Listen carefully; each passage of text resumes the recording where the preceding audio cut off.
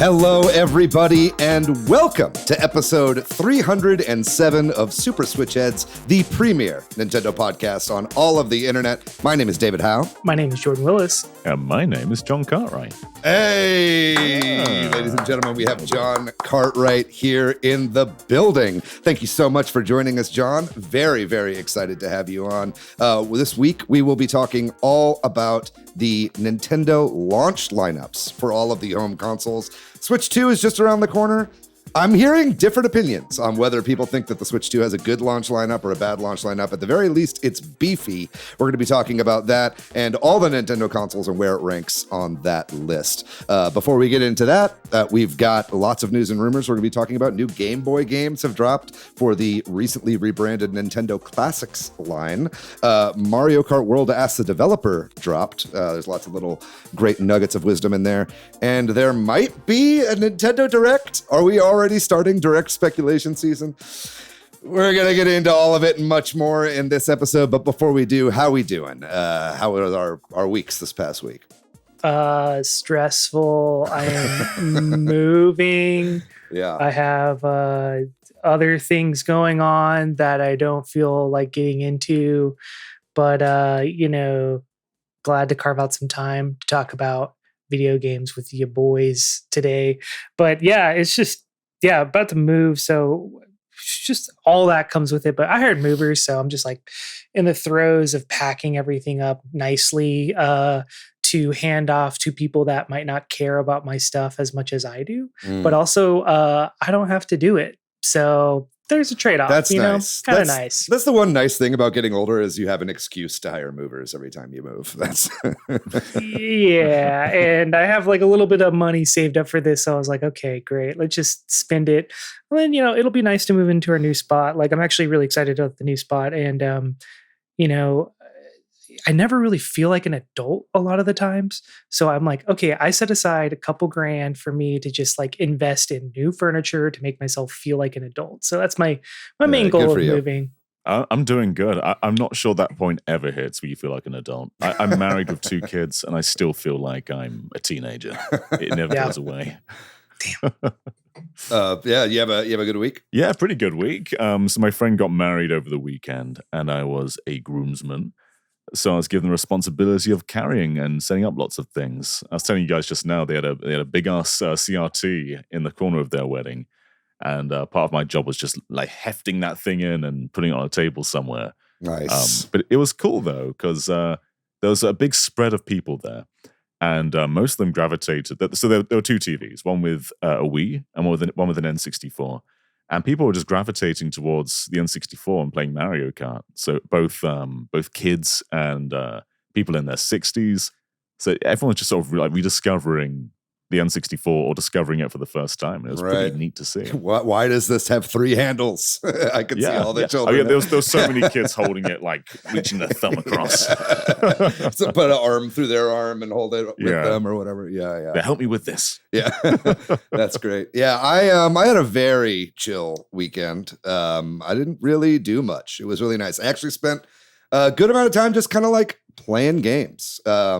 Which I feel like has been something I've been doing less and less of as I get older. I'm trying to not doom scroll. You know what I mean? I feel like I've gotten really into doom scrolling lately. And so it's like, anytime that I can just like do something else. So I've been actually punching a bunch of Nazis in various video games. So that's been really nice, but we'll get into that at the end of the show. But yeah, other than that, it's been a good week.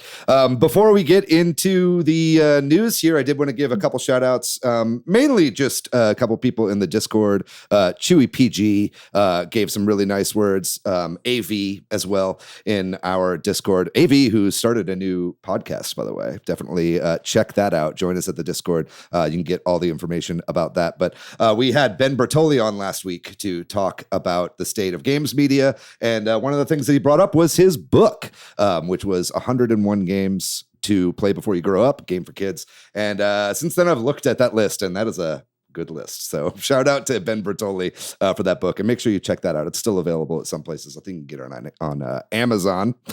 And then also, if you'd like to be shout out listener, shouted out. What's the past tense of shout out? Shout outed. You can leave us a comment on this YouTube video, post a comment or a nice response on Blue Sky, social media, Twitter, any of those places. Join the Discord. We'd love to have you there. Share the podcast on Reddit or word of mouth. And please like and subscribe on YouTube if you could, because we do a video version up there. And full disclosure, I'm doing the video for the first time today, so forgive any mishaps. We're having fun. But let's go ahead. And with all of that out of the way, let's roll into our news because we've got a good amount of news. First being that the Game Boy app on the Nintendo Switch, which has now been renamed, I think it's been renamed on the original Switch as well to Nintendo Classics. Is that correct? Mm-hmm. Yeah, that's right. Yeah. So that has some new games dropped, and I will get the video up now. I'm new at this. But anybody have a chance to check out some of these games? I dabbled in Survival Kits a little bit because I wasn't aware that this was a series. So when they revealed the new one on Switch 2, I was like, okay, this is kind of an odd game, amongst all these juggernauts. But then I discovered like a week later that it's a Legacy Konami series. So I was really interested in trying this thing. So the timing's excellent. It's also a DS series called Lost in Blue. I don't know why they retitled it. Yeah. But it's charming as heck on the Game Boy. Like really beautiful sprite work. I can't think of another Game Boy game that really has just sort of survival mechanics on an island like that. Yeah, it feels very ahead of its time. It's like we've got these games now that are all kind of resource management, survival sims or whatever. And this kind of was like the forefather of that whole genre, it seems like, on the Game Boy. Also, I had no idea this was an old series when I saw the Nintendo Switch 2 Direct. Because I will forever know this game as the game that crashed the Nintendo Switch 2 Direct. Direct. No one actually saw this game. It was just like frozen on screen. The new one's like it's developed by Unity. Like it does use Unity engine, but it's also made by the Unity team, which odd. I didn't know they made games. Yeah, I'd heard a while ago that they had an in-house staff, and I kind of forgot until I saw this trailer, so that's interesting. But yeah, some of the other games in here, other than Survival Kids, were Gradius, the Interstellar Assault, which is a really fun side-scrolling shoot-'em-up. It's a little choppy these days. Kirby Star Stacker, which has a version of this, I think Kirby's Avalanche, if I'm not mistaken, on Super Nintendo. Avalanche. Avalanche is just Puyo Puyo. Oh, okay. So there's a Japanese-only game on the Super Nintendo version that's basically a version of this for that system. And then also the Sword of Hope, which is a kind of sort of first-person wizardry-esque RPG. I don't know. It's a little hard to describe. Very old school looking game. Like you have like a menu. It's like, look, move, whatever. And then like first-person battles. I might check this one out eventually. I am a fan of first-person dungeon crawlers. And so I was kind of intrigued. I never heard of this series though. Survival Kids is the other one I'll probably try out. But not the worst drop I've seen. Yep, no, it was a pretty great drop. I'm just always glad to see new games. I tried out most of these. I didn't try out Sword of Hope yet, but I did watch some footage of it. Survival Kids, not really for me. I'm not a big resource management. I'm not a big crafting head, but I'm glad that it's available for a lot of people now because that is a very popular genre. Moving on, there is a new Ask the Developer from the developers of Mario Kart World. This is actually pretty fascinating, and there were some pretty interesting nuggets that I saw in this. I wasn't able to read the whole thing by the time we recorded this episode, but a few of the standouts that I had seen was basically that this game has been in development for 8 years. So that kind of, to me, kind of solidifies that theory that I've had for a while that so many of the games that will be coming out for Switch 2 have been held back for quite a while to be Switch 2 games. I don't know. That's kind of like how I see it. But any of you guys see anything interesting in this Ask the Developer for Mario Kart World? Yeah, I mean, like you were saying, the prototype stage began in March 2017, which was the month the Switch launched. And then they started going full development at the end of that year. So 8-year development span. And it was intended for Switch 1 originally. So they actually intended to launch it on this system. And then they moved it to Switch 2 in 2020 because they're having issues of just getting open world Mario Kart to even work. They're talking about dropping it to 30 FPS, just trying to cut back on their ideas and features. but then they heard about Switch 2 and just moved it along to the next system. There's a bunch of like really interesting things though. Nintendo don't usually go so open about their development cycle, but it's so interesting to hear that this has been like in development for a decade. Yeah. But there's tons in there. They also say that there's 200 plus tracks, as in musical tracks in this game. That's insane. It's insane that there are more songs in this game than there were in Mario Kart 8 Deluxe, which had the most tracks of any Mario Kart game ever. But it's amazing. I mean, I think that some of the best stuff with Mario Kart has always been its soundtracks. And particularly with Mario Kart 8 Deluxe, when they had kind of the big band and the live music and all that kind of stuff, I think that really added a ton to it. And it sounds like they're going to be maintaining a lot of the live instrumentation for this game as well. So that's cool. An amazing part of it too is when you're just going around the open world, you get those remixes from just the regular Mario series. We've heard Bob on Battlefield. We've heard, I think the Mario Land 2 theme might have been in there. So you just get these big band orchestral versions of some of the best Mario tracks in there. Yeah. So the soundtrack alone is going to be worth it. Yeah. Single-handedly making Nintendo music viable for people to own if it's all throughout the franchise like that. Was there anything from this, Jordan, that you were able to glean that you found interesting? I really like they talk about the difference in driving underwater versus on water, and then they dropped Wave Race 64 by name, and I was like, oh man, so they haven't forgot about Wave Race. Okay, that's nice, but that's kind of cool that they kind of incorporated some of their other racing franchises that we haven't seen in 20 years, something like that. We'll talk about that later in the episode.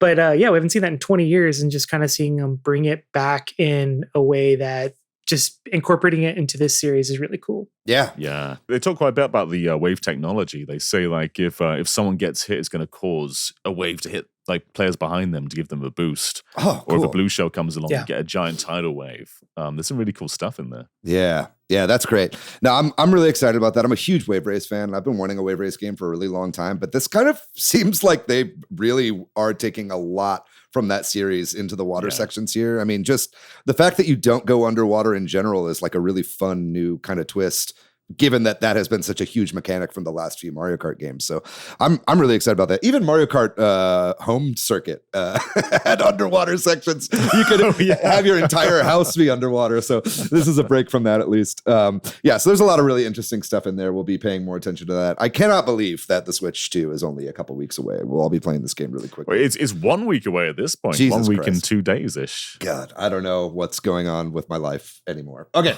Anyway, let's go ahead and move on to our next bit of news, which concerns Nintendo Alarmo. Remember that thing? It is definitely a thing. And Nintendo Alarmo has put out a new update, which includes music and themes from the Animal Crossing series. I kind of can't believe that it didn't ship with this. I think like Animal Crossing is like the most real world time focused game in all of Nintendo's oeuvre. So this is pretty great. Do you have an Alarmo, John? Is this something that's exciting to you?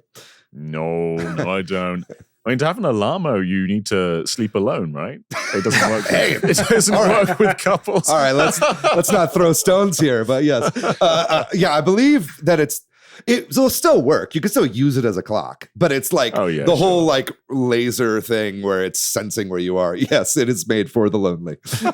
But yeah, I got an Alarmo for Christmas kind of as a gag gift from my dad because I had made a joke about him getting me an Alarmo for Christmas on the podcast, and I guess he listened to that episode.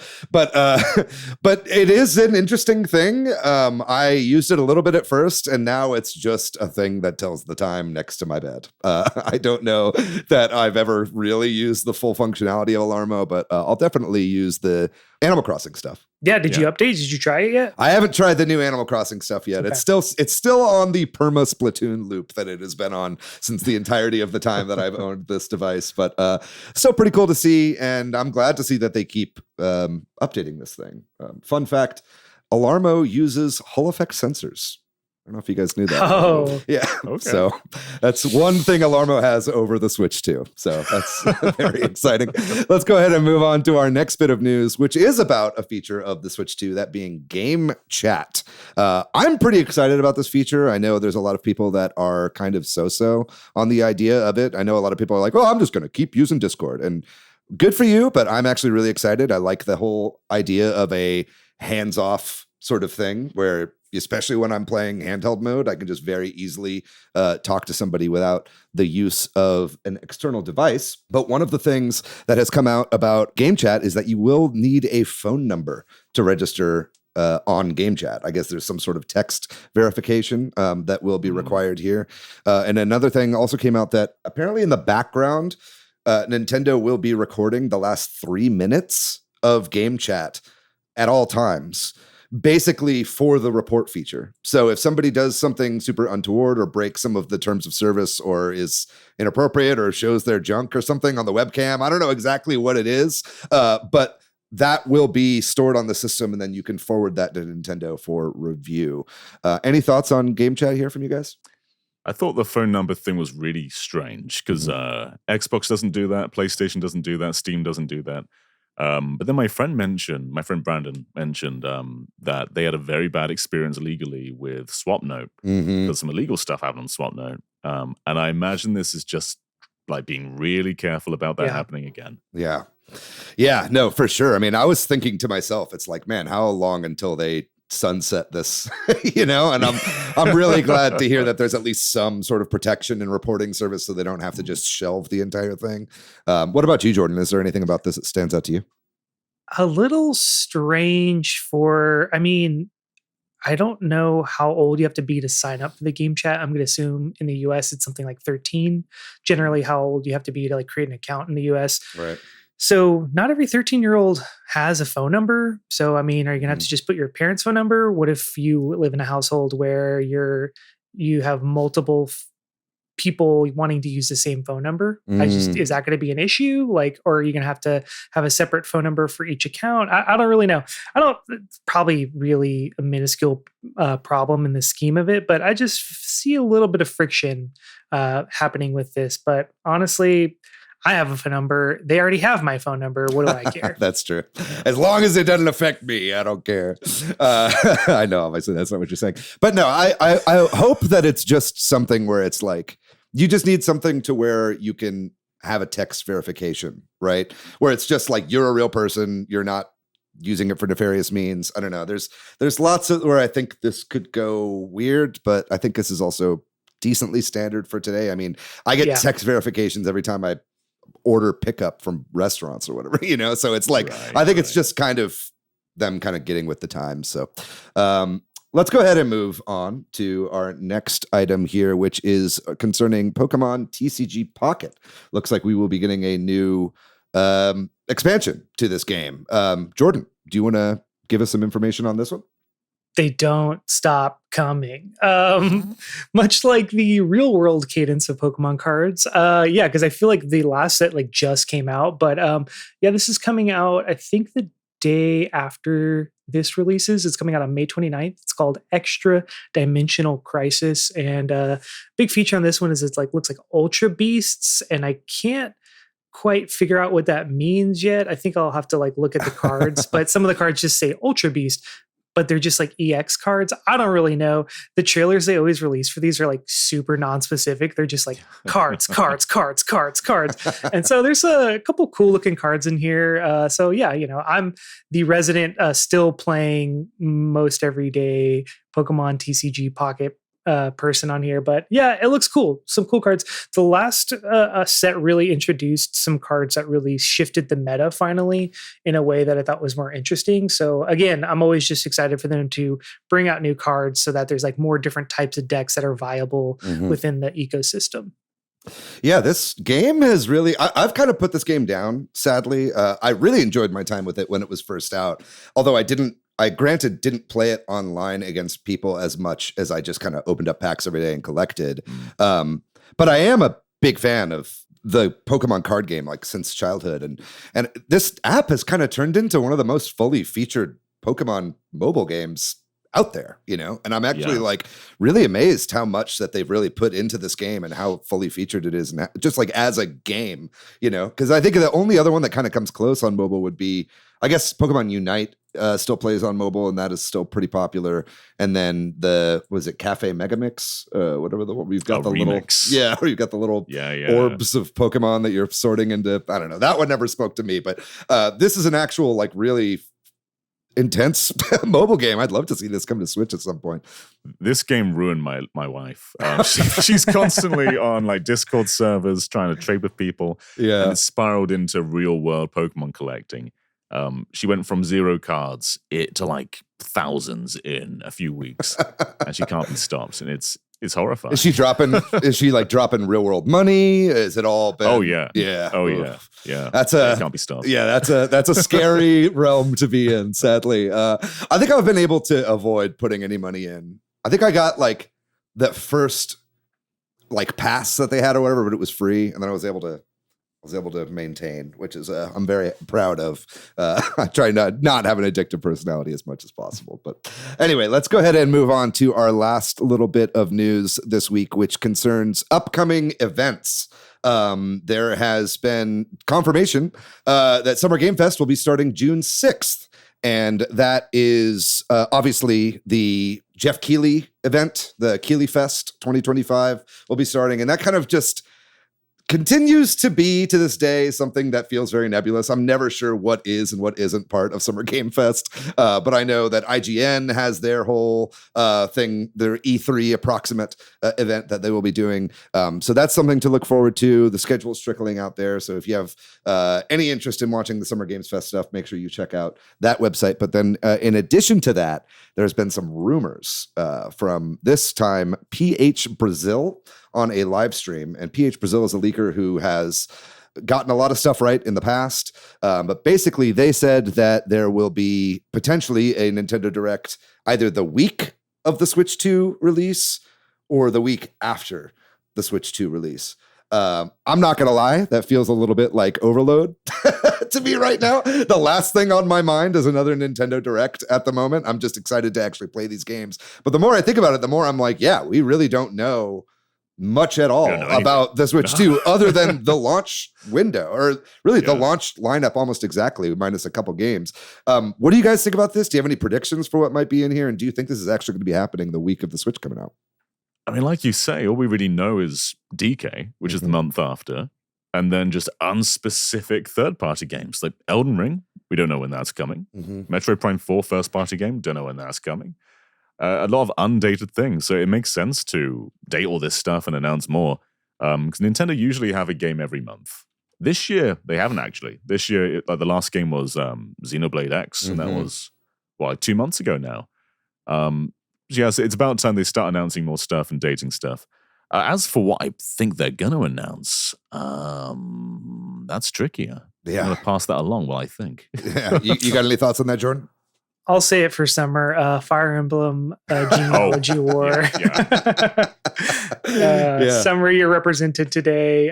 But I don't really know what they would really do. I mean, I don't think there is a new Zelda this year. I just don't think that's in the cards. I do think they'll date some things. The other ones that they haven't really dated, I don't think yet, is Legends ZA. So, I mean, I feel like they date something like that, maybe show off a little bit more gameplay from certain other games. But you got Air Riders too. All we got really there was, I think it was a Nebulous Summer, I believe, or maybe it was just 2025. Yeah. Sometime this year. Yeah. Maybe more Switch 2 editions. It's weird that DKC Returns and Xenoblade X came out this year and are just being left stranded. You'd think they would get 4K updates, maybe new content. But there's a lot you can do. They can keep just sort of updating the Switch 1 library or expanding the brand new games. Yeah. When you think about the brand new stuff, it's Mario Kart, it's DK, it's Kirby Air Riders, and I guess just Switch 2 editions. Like, what more is there? Yeah, I think that the Switch 2 editions thing is kind of a gimme. I think that from now on, they can just, whenever they need more stuff to bloat direct with, they could just be like, we're updating this. And it's all just 60 FPS. Or, you know what I mean? Like, they don't have to necessarily be like, here, this game's getting DLC and it's being released as a Switch 2 edition. They can even just be like the free updates, right? I think people will get excited for just those, if nothing else. But there's a lot that I think that we need to know. I think, one of the big questions that I have going into this console life cycle is just, are they going to be able to maintain that like 1 game a month release cadence? And I really think it would behoove Nintendo to try to do that, at least in the first couple years of the Switch 2 here. Give a lot of really good reasons for people to actually move to this new console, right? We know that there are a few games that are obviously still slated for the Switch 1 all the way to 2026, right? Which actually, I think all the games that we know are still coming to Switch 1 are dated for 2026, which is crazy. But it's like, you have to think that the reason that is because they've got these kind of months. You'd hope so. Yeah, I really do think so, actually, because I think that, that to me is part of the reason why we have seen such a lack of new and exciting games coming to the Switch over the last couple of years. It's almost been entirely remakes or re-releases or bundles or stuff like that. I mean, there's obviously been new stuff too, but I think that, Mario Kart World is a huge, great example of that. I think that maybe even Donkey Kong was originally meant to be a Nintendo Switch or a Nintendo Switch Pro game, right? Like before they maybe backed off of that and ended up doing the OLED, right? So I think that there's a lot that Nintendo probably just has sitting there waiting to go. Fire Emblem's been done for 3 years, probably just sitting on a shelf. It has to have been. Biding its time. Yeah. Animal Crossing is probably not too far away either, because it was COVID 5 years ago. And then Splatoon 3, mostly the same team, was 2023, yeah. I'd have to think that they're going to be putting out a new Animal Crossing before a new Splatoon. I would kind of hope so. I mean, they really kind of extended Splatoon 3 quite a bit by doing these replays of the Splatfest, which they did not do for Splatoon 2. So yes, Splatoon 3's official support ended a while ago, but it kind of feels like it's only just recently ended, or I think it's coming up, the final Splatfest. I'm not sure exactly. I feel like Splatoon 4 feels like a next year title to me. The one franchise I really do think we might see return from is Luigi's Mansion. I was thinking the same. I could really see Luigi's Mansion 4 hitting this year, because the last one came out in 2019. So it's been a good amount of time, and I feel like that one sold way more than maybe they were expecting. It was like 14 million or something, right? Luigi's Mansion 3. Crazy. So, I mean, they are going to make another one, which I never expected even a third one. So, yeah, man, I just have a feeling, like something in my gut says maybe a Luigi's Mansion 4 this year. And the last game was Strikers. I think it was 2021. Yeah, it was a while ago. Yeah. It that couldn't have been like a all hands on board effort either, because it was a very beautiful game, but Strikers isn't the same scope as Luigi's Mansion. Yeah, I think, not to just do the safe bets, but I think conservatively, you could also say that we'll definitely see, speaking of Mario Strikers, I think that coming to GameCube NSO. We already saw that at the in-person events, right? So we know that's not coming day one with everything, but it will be coming out soon. So I think we'll at least see that. Maybe they'll tease out the next few GameCube releases and maybe a couple other, I keep calling it NSO, but Nintendo Classics drops as well. So that's our official predictions then for the absolutely confirmed upcoming Nintendo Direct. Obviously that's a joke, but we'll have to keep our ears to the ground. But while we're talking about games that will be coming out with the launch lineup of the Switch, it's just about time to move on to our main topic here with Jon Cartwright from Good Vibes Gaming, which is going to be all about all of Nintendo's home console launch lineups and how they compare. We'll be talking all about that right after this break.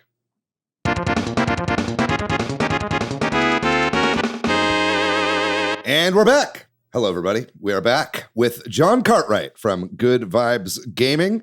And we are going to be talking here all about the Nintendo launch lineups. Switch 2, obviously, coming out within a week. Got a pretty awesome launch lineup as far as I'm concerned, but how does it stack up against the other ones?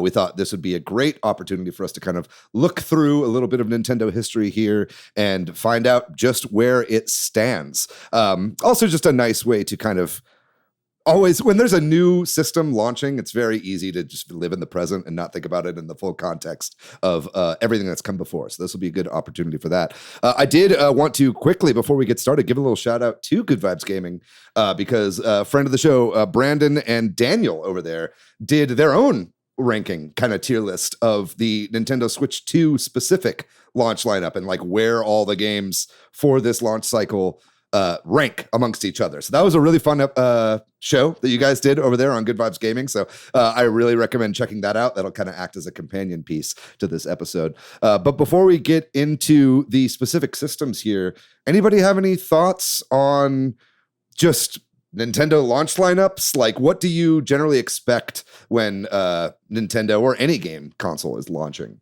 Well, Nintendo, they tend to do a single player and a multiplayer game. So like with the Wii, it was Twilight Princess, Excite Truck, and Wii Sports. With the Wii U, Nintendo Land and Mario U. With 3DS, it was like Pilot Wings and Nintendogs. So I guess they're kind of adjacent. They tend to have like a casual and mainstream thing, whether it's a 1-2 Switch or Breath of the Wild. This time, not really. It's Mario Kart World and Welcome Tour. So it's a bit of a different take this time. Yeah, absolutely. I can't wait to discuss that a little further when we get to that section, because that is a definitely an odd choice, but it does make sense.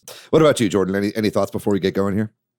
Yeah, I was building these notes and I was just kind of struck by, just historically, Nintendo, when they put out a console, it's almost all first party games. Like NES, it's like all first party kind of stuff. And then as time goes on and the video game industry grows, you can kind of see the story through the launch titles of the Nintendo consoles, because there's like a certain point where we'll get to it where there is a lot of third party games getting pushed out. And then, and then you see the rise of with indies being the quote unquote third parties, but being like independent games that get pushed out with the console as well is like interesting. So it just kind of like was interesting building this list and seeing like a changing industry over the course of like 40 years. Totally. Yeah, that's a really great point. Yeah, indies really did kind of throw a wrench into everything when it comes to, when we were doing our trivia episode talking about like the number of games that each console had. It's just like all of a sudden it skyrockets when you have digital games and indies and all that kind of stuff. So that'll be an interesting thing to talk about as well. I did want to say real quickly before we start, we are only going to be comparing the console launches here. Obviously, Nintendo Switch is kind of a hybrid, but we're putting that in with the consoles as well. Maybe if you play your cards right, we'll do a handheld version of this ranking episode some point down the line. You always got to hold on to something for content, baby. That's what I'm talking about. But let's go ahead and get started here with the launch of the Famicom, or the NES in the Western world. Obviously, this was kind of Nintendo putting themselves on the map. They had been out for a while, obviously, with the Game & Watch and various other toys and doodads. This was their first big console launch, and they had a lot of games here. In Japan, I believe there were only a couple that they launched with, that being Donkey Kong, Donkey Kong Jr., and Popeye. But then in the rest of the world, and actually we should probably get into a little bit of the differences between the European launches and the US launches, but we'll get to that in a second. They had a lot more games, including 10-Yard Fight. They had, baseball, Clue Clue Land, Duck Hunt, Excite Bike, Golf, Gyromite, Hogan's Alley, Ice Climber, Kung Fu, Pinball, Soccer, Stack Up, Super Mario Brothers, Tennis, and Wild Gunman. So that was a lot of the like black box games that we saw here in the US. This is a pretty hefty launch lineup. The biggest first party launch lineup I think we've ever seen with Nintendo. Any thoughts on this launch lineup? I mean, it's pretty wild to compare Famicom and NES, because Famicom was out 2 years before the NES. And in that time, Nintendo hadn't really transitioned to making console games. It's very much arcade ports. So you get those very simple, like single screen games. And then NES gets the benefit from, 2 years of back catalog being ported to the West, and then also stuff like Super Mario Brothers. So you get a lot there. And I didn't realize all those light gun games were launch titles. So like Wild Gunman, Hogan's Alley, Duck Hunt, just from day one. That's wild. Yeah, well, I mean, I know at the very least in the US, they were really trying to pitch it as a toy. So that was, Yeah. you had, Rob the Robot in there with Gyromite. And then oftentimes you get the bundles with the Zapper and everything like that. So I think they were trying to make it as playful as possible, given that, the US at the very least still had a very bad taste in their mouth with the kind of failure of the Atari and all that kind of stuff, right? And the tanking of the video games industry before Nintendo came in. What about you, Jordan? What stands out to you from this launch lineup, and where does it fit in terms of like Nintendo history here? Yeah, it's interesting too. Like whenever this launched in the US, it launched as like a bundle with the Zapper, Light Gun, and Rob in the same package, which I thought was interesting. Like it came with all the peripherals. That was like the super special edition bundle, and then they later on did other bundles. Oh, and I think it also came with 2 controllers, which I don't think any other Nintendo console has ever come with. I guess controllers. Technically the Switch, you could say, or the Famicom as well, obviously. But yeah, the same system. That makes sense. But I thought that was interesting too, and just seeing the transition, like John was saying, in the 2 years of between the Japanese release and the US release is pretty fascinating. But just the amount of first party games, because they didn't have any support behind them to make third-party games or have someone make third-party games. The industry had just tanked. So they're like, we can't really ask people to make games for our new console when no one probably thinks this is going to work anyway. So it's just like interesting to see, like, it's like all first-party because they had to do it themselves. Yeah. I mean, there's really some all-time classics in here too. Totally. Obviously, Super Mario Brothers, I mean, shit, gang. That's like one of the best games ever made. It's like, it's not even the best, NES Mario game, but it still holds up. I play NES Mario Brothers all the time. It's like one of the most fun games to speedrun ever. It's like I love just like sitting down for like 8 minutes and beating that game, and doing all the warp pipes and everything like that, right? 100%. There's so much in here. Sports just sort of reaches everybody. I love NES Golf. I love pinball, Super Mario Brothers, all the light gun games. There's a lot of big games in there, and some of them are all timers. Some of them we still play today constantly. Yeah, I think in terms of where we rank this, I mean, obviously we're going to be doing our kind of ranking system. So right now it's in the lead because it's the first one. But I mean, it's kind of hard to rank this in a few ways because, like I said, like, we'll never, ever get to the point where Nintendo just drops 15, 20 games or however much this is, like on day one, like ever again, like that is just not possible. Right. So it's going to be interesting to try to actually kind of rank these. But I'm interested to see where that goes, I suppose. Maybe we move on to the next console, that being the Super Famicom or the Super NES. This had a bit of a smaller launch lineup, but it was a little bit more uniform throughout at least Japan and the US, and that being F-Zero, Gradius 3, which was the only third-party game that was on this launch lineup, Pilot Wings, SimCity, and, of course, Super Mario World. This is a pretty amazing launch lineup as well. I think, we talk about how the original Super Mario Brothers is not even the best Super Mario Brothers game. This might be the best Super Mario Brothers game of all time right there. I think as a pack-in, right? If I'm not mistaken. I believe so. Yeah. So what are y'all's thoughts on the Super Nintendo's launch lineup? Yeah, this is just a great variety in the lineup too. Like I really think like it's like you got your solid racing game, you got your side scrolling shmup, you got your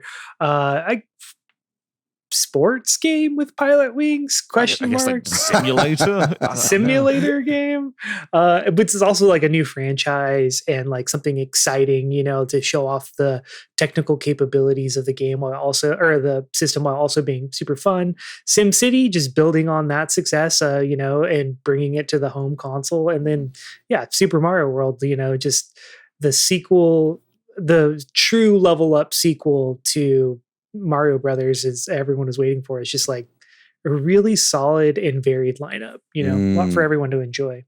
Yeah.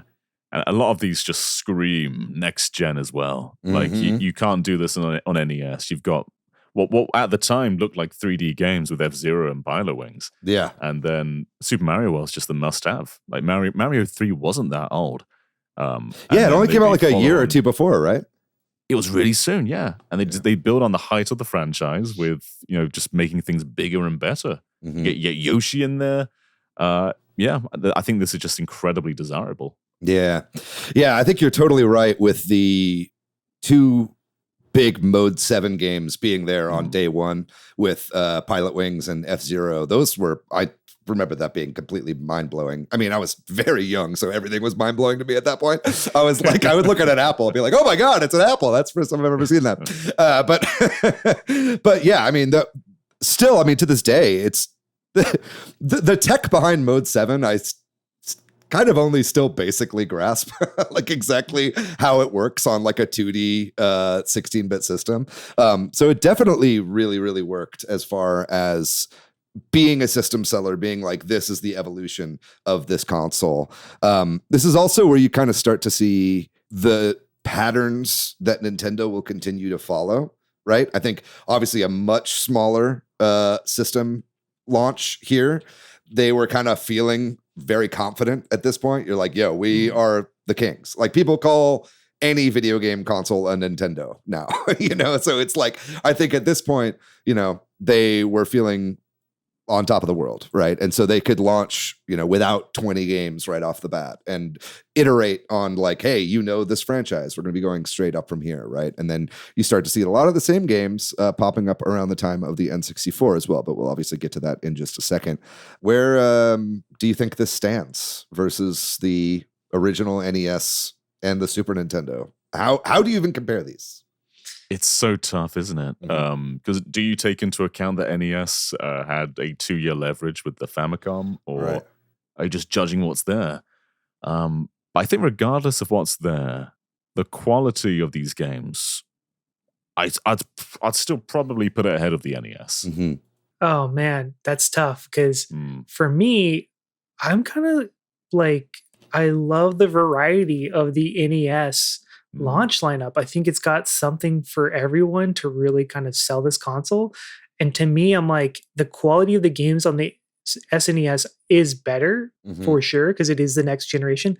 But I still think the NES launch lineup is personally better because of the variety and then just the sheer amount of games that you can play out the gate.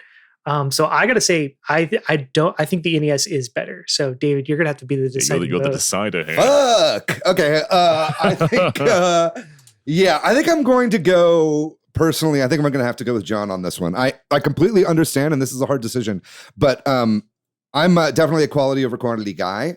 I think that this is obviously me also saying this through retrospect, right? I think if it were at the time, like in the 90s, I would have been disappointed in this launch lineup, given how much launched with the NES. But it's like the games that have really stood the test of time from here, I think, are the games that are in the Super Nintendo launch lineup. So I'm going to go with that one personally. But yeah, that's a hard decision. And still, shout out to the NES, because holy shit, how'd you even do that? That's a lot of games. All right, so our official ranking right now goes Super Nintendo and then NES. Let's go ahead and move on to the N64. And this is the by far lightest launch lineup of any Nintendo console, I think handheld or otherwise, that they've ever had to this day. Nintendo 64 launched with 2 games in the West, that being Pilot Wings and Super Mario 64. Obviously, we're starting to see some patterns here.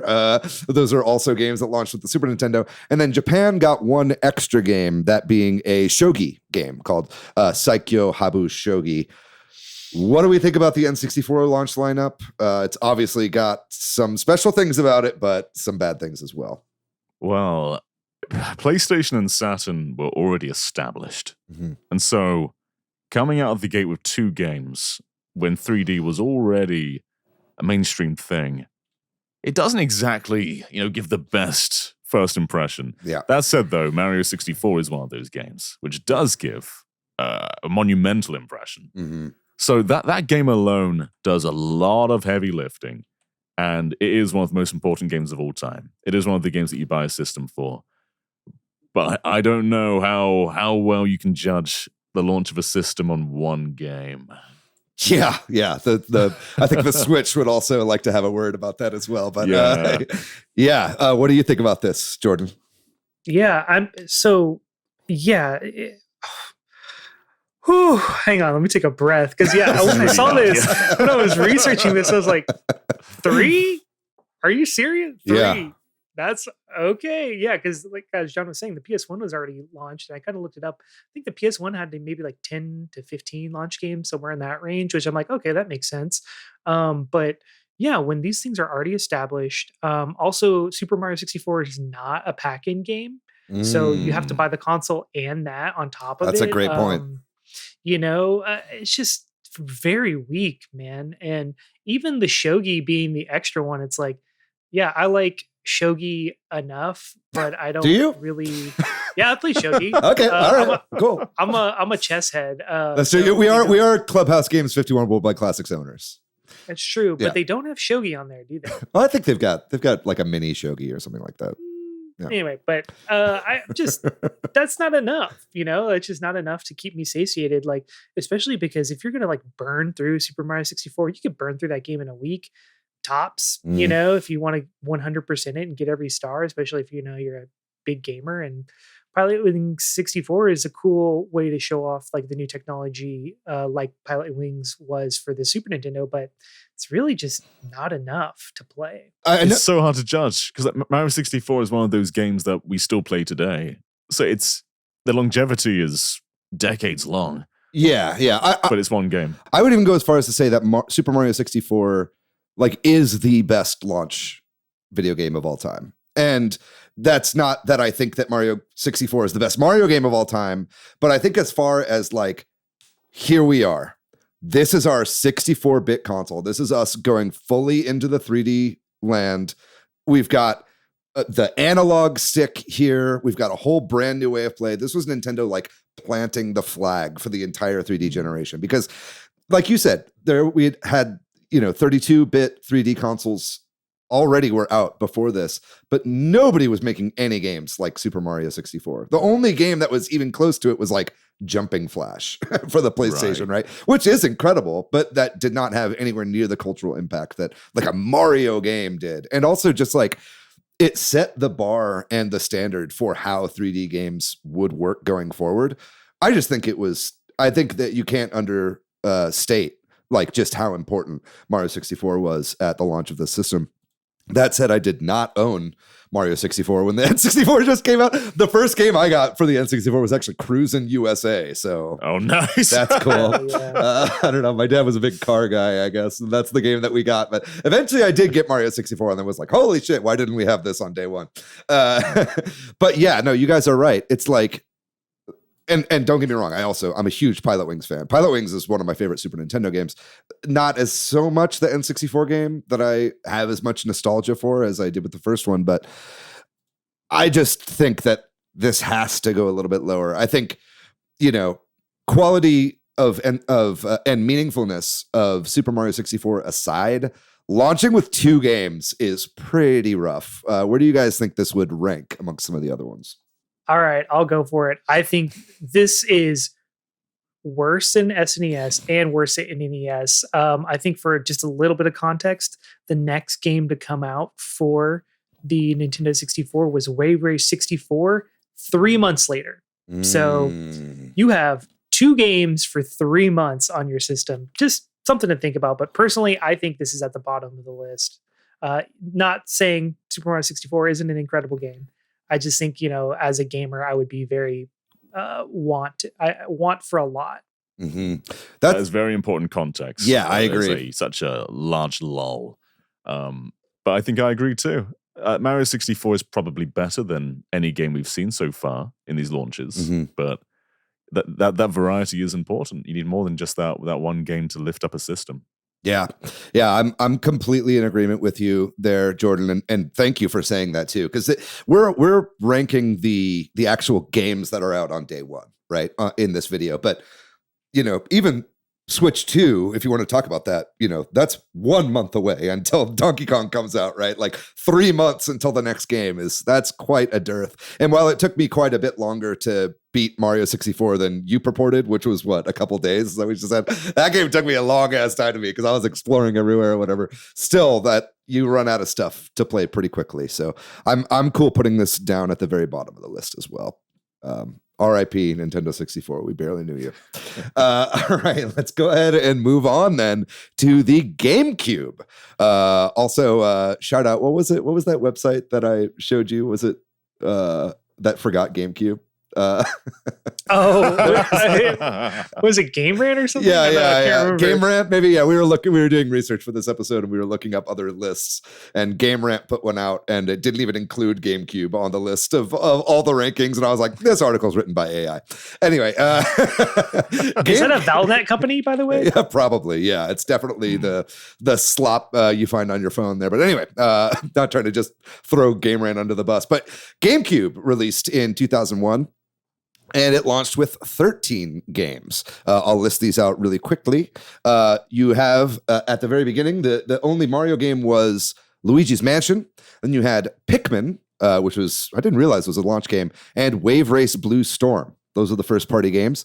And then after that, we had a slew of third party games. This is definitely the biggest third party lineup so far on launch, that being All-Star Baseball 2002, Batman Vengeance, Crazy Taxi, Dave Mirra Freestyle BMX 2, Madden NFL 2002, NHL Hits. Then we had Rogue Squadron 2, Rogue Leader, Super Monkey Ball, Tarzan Untamed, all-time classic, and Tony Hawk Pro Skater 3. What are y'all's thoughts on the GameCube launch lineup? What you need to understand about Monkey Ball is not only is it one of the coolest games of all time, yes, but with all those party games, it's pretty much like 8 games in one? Yeah. So by default, amazing. Yes, I am. That's one of the things I love about you, John, as you are a huge Monkey Ball head. I am as well. Monkey Ball was definitely, I think, the games that I had upon launch were Super Monkey Ball and Star Wars. I think those are the 2 games. No, and Wave Race. I think I had those 3 games when the console came out. I believe I got it. I know I got the console over Christmas, so it might have been a little bit of a different. I don't know exactly what year, what month this console came out, but yes, Monkey Ball was the most first-party Nintendo feeling third-party game ever, I think, for launch lineups, right? Every time someone came around, it was always Monkey Target. Everyone loved Monkey Target. Yeah. But yeah, the main game's so cool too. This is my favorite GameCube launch title. Luigi's Mansion's great, Pikmin's great, but no, Monkey Ball comes out on top. Yeah. What about you, Jordan? What stands out to you with this launch lineup? A lot of nostalgia here. I did have one of these pretty early on. The Star Wars Rogue Squadron 2, Rogue Leader, the last. Yeah. Was that the last Rogue Squadron game? No, there was one more for the Wii, right? Wait, no. There was one in development for the Wii that got canceled. That's right. But there was another one for GameCube, like later on, because I know that one had a bunch of the on foot sections, and I think the Wii one was like a compilation that got canceled, if I'm not mistaken. Well, anyway, regardless, I love that game as a Star Wars fan. Getting to fly around as an X-Wing was like super fun, and it's cool to see also, like, again, like some variety in this lineup. You get like the Madden NFL, the NHL Hits, kind of get your sports franchises in there, but also as like a Tony Hawk fan, like Tony Hawk's Pro Skater 3 is incredible game. And everything you would want out of leveling that series up. And then, just interesting, like Dave, and then you get even Dave Mirra Freestyle BMX 2, which is kind of funny. I didn't really play that game as much, but the bike version of Tony Hawk is nice. It's a good launch, but from a first-party perspective, it also lacks that wow factor. Yeah, there's no like generation-defining game here. Pikmin, a lot of people still love it, but it's not something the masses cling to. There's no Mario 64 here. Whereas every other console's launched with their defining Mario, or Super Nintendo launched with F-Zero. Like, you get this technological showcase, and there's just nothing really like that here. There's a lot of iteration, spin-offs, and experimental stuff.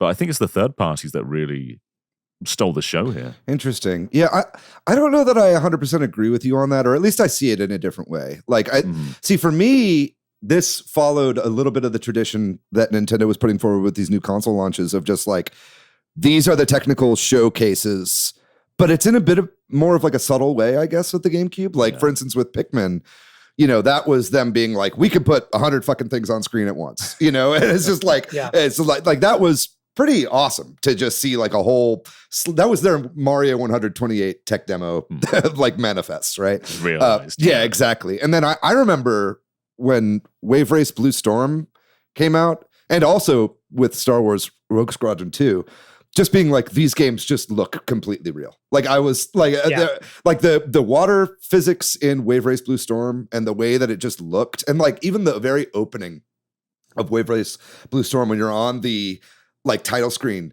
you could like move a little bubble around. Do you remember that on the GameCube? And I would just sit and do that for like 10 minutes. I was just, this is the most realistic thing I've ever seen in my life.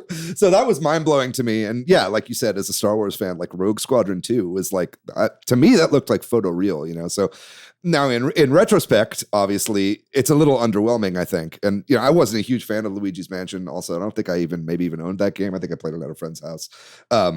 But to me, I have a very big bit of nostalgia, I think, here for these games. And this was when I was starting to realize that games were only going to go up and up and up in realism, and it was kind of like, oh, this is a turning point. But yeah, anyway, where would we rank this? What do you guys think? It's so hard to say, because this was also the year, like PS2 launched the year before, but 2001 was when PS2 really found its legs with like MGS2 and GTA 3. Totally. So you're also competing against that, and that's very difficult, because that was a hell of a lineup. Mm-hmm. Jordan? Well, do we think it's better than the Super Nintendo launch lineup? I personally don't. I think though it does have more variety, I think just the quality of the games don't lend itself to that. However, just the technical showcase and the amount of third-party support, and I didn't exactly look this up, but I'm sure there are plenty of games that came out pretty quick after this as well. So I would rank it personally above NES. I don't know how y'all feel. I feel similarly. I know Melee launched a few months later. That's I believe true. in Europe. Europe got the GameCube a few months after America. I think we got Melee as a launch title because of that. That's true. Yeah, that's something that I looked up, and we haven't really brought up too much here on the episode today, but yeah, because Europe got these systems later, the launch lineups in Europe were insane. There were like every launch lineup in Europe was basically the NES launch, right? Like you just got like all these games pretty much like on day one. I mean, it sucks that you had to wait, but like it did make the launch lineups better. Yeah, would you put this over NES as well, John? Is that where you would slot this? Yeah, I think over NES. Yeah, if not just because of Monkey Ball, but yeah, there's a lot of cool variety in there though. I'm tempted to say that purely for nostalgia, this might be my favorite launch lineup out of the whole list, but either way, I'm outvoted here, and I think that let's put this underneath the Super Nintendo then. So I guess what does the ranking go like here then, Jordan? We got Super Nintendo, and then we have GameCube, NES, N64. All right, very good. Well, let's go ahead and move on to the Wii, which you have listed in here, Jordan, as the sloppening. This is when we started getting tons and tons and tons of third-party games right off the bat. But the Wii launched in 2006 with 3 first-party games, which are interesting. Those would be Excite Truck, The Legend of Zelda Twilight Princess, which is, I guess, a launch game. We could talk about that. I mean, it is, but is it even a Wii game is the real question. And then, obviously, Wii Sports, the pack-in game, which was what most people bought the system for in general. And then after that, you've got just a slew of third-party games. I'm actually not going to list all of these because there's so many, but you've got, let's see, just to name a few: Avatar: The Last Airbender, Call of Duty 3, The Grim Adventures of Billy and Mandy. Never heard of that game. GT Pro Series, Happy Feet got a tie-in game. Marvel Ultimate Alliance. Let's see, Need for Speed Carbon, Rampage Total Destruction, Rayman Raving Rabbids, Red Steel, Super Monkey Ball Banana Blitz, maybe the worst monkey ball game of all time, Tony Hawk Downhill Jam, and Trauma Center Second Opinion, amongst some others. What do you guys think about this launch lineup? I feel like there's a lot to say with the Wii. I mean, as with everything with the Wii, you've got to dig. You've got to dig quite far to get to the good stuff. But there is good stuff. There's a lot of good stuff, actually. I think all those first-party games are fantastic. Excite Truck, very underrated. Wii Sports, phenomenon. And Twilight Princess it's the most robust and epic launch game that Nintendo's ever shipped. That one's going to last you a long time compared to everything else they've done. And then Trauma Center, absolute banger. And there's a lot of mixed third-party games there. But some showcase cool ideas. Like Red Steel had some cool stuff in there. So it's definitely a mix.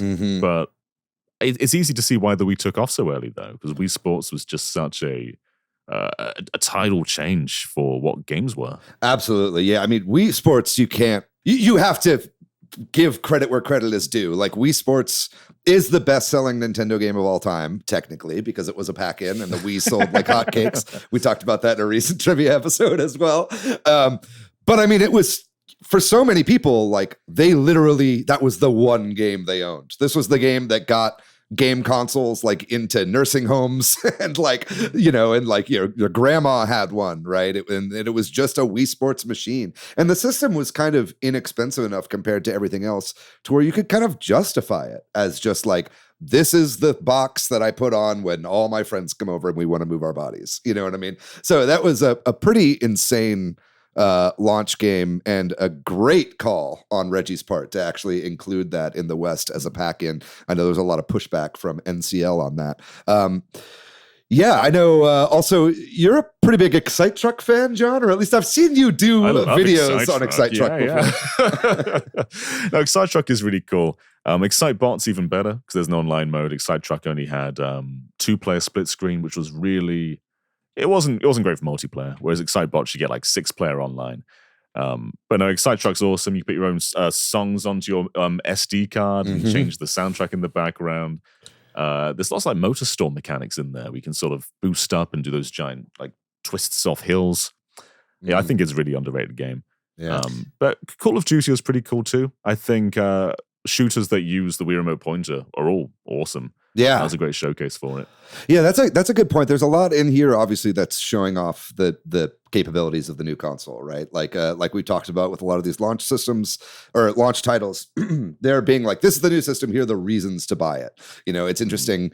This was kind of before the Wii Remote really unlocked its true potential with Wii Motion Plus, right? So a lot of these games were just like, you waggle instead of pressing a button, right? So I know, like, me personally, I was so excited before the Wii came out, but it was like a little underwhelming to kind of realize the limitations of the motion, you know? Like, it was exciting, it was cool, but it was like, oh, that's what it is. You know what I mean? Yeah. Because it was definitely, it was pitched as like, it's a real lightsaber that you hold and and it's not really like that at all, is it? No. Yeah. I very quickly discovered that pointing was my favorite part of the Wii. Yeah. Because that evolved like rail shooters, but even in Twilight Princess, you're waggling to do sword combat, but then you're pointing to aim your bow and arrow or your hook shot, and that's actually wonderful. It's so much easier to hit things with your bow and arrow on Wii than GameCube. Yeah. Just because it's just pointing and shooting. It's so natural. The heir apparent to the pointer controls on the Wii is gyro, right? And like anytime I play a shooter now or anytime gyro is available, I turn on gyro, and it's like, and we've gotten so much better at it too, because it's like, I think before the Wii came out, we're like, oh my God, our arms are going to get so tired. And it's like, why would you want to play like that? And then you kind of like realize it's like, no, gyro is actually like these tiny little minuscule movements that you make for precision, right? And so, I agree with you on that. Did you have something you wanted to say there, Jordan?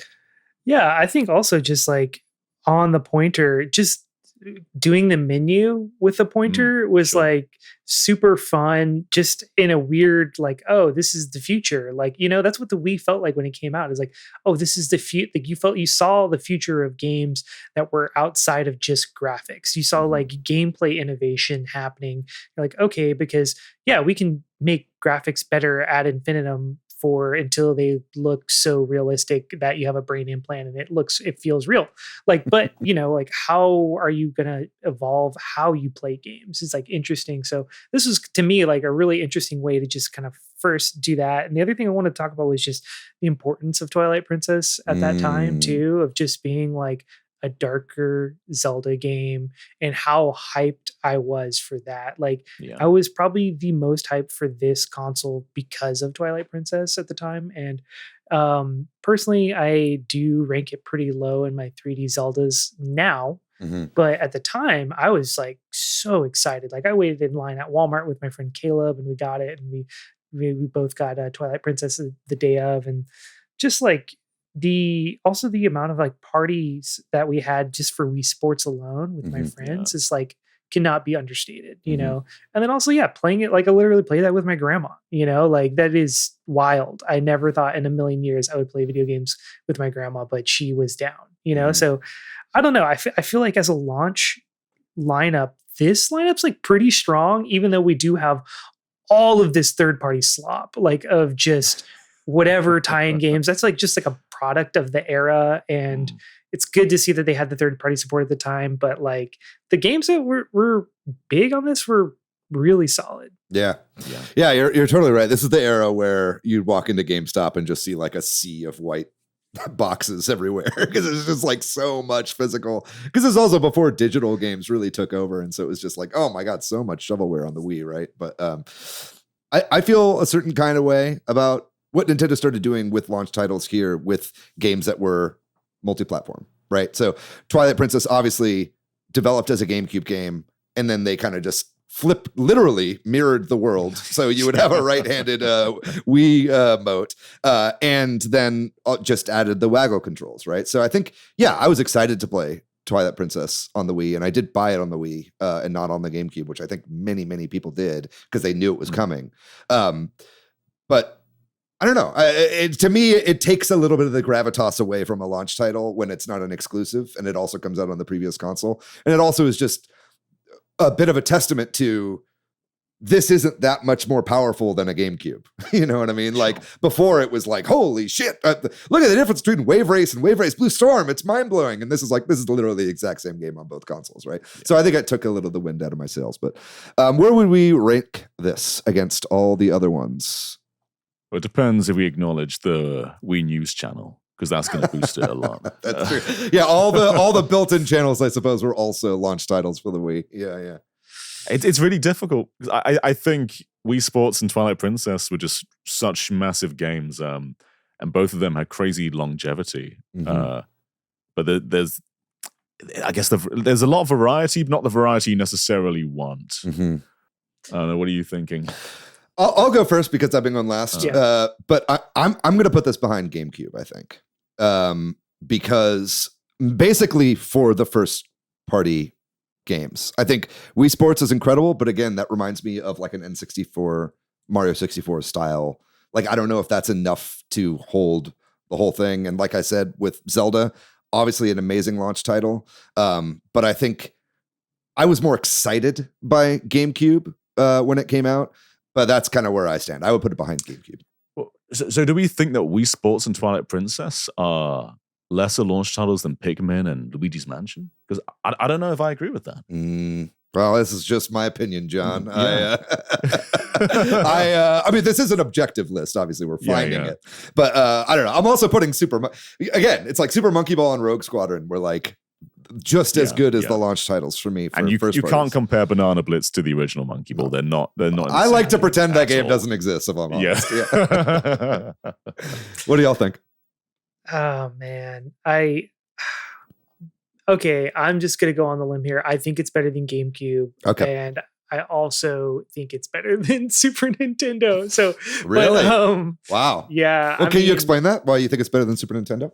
I just like Super Nintendo had 5 games and they are extremely solid games that have stood the test of time. But like the amount of time I spent playing Wii Sports is more than all of the time I spent playing all 5 of those games combined. So like to me, that is a better launch. Is like if the game, I literally spent more time with it and these other huge games. Like, how many times have I played Super Mario World? But Mhm.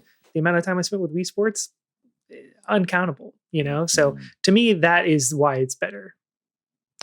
That's really convincing. Because I was going to say I agree that I'd place this above GameCube. Mhm. I wasn't so sold on Super Nintendo, but Wii Sports just had so much power. Yeah. That is like the perfect launch title. Yeah, it really is. It wasn't just a great game, but it sold it to people who don't play games, and that's all you can hope for with a launch title.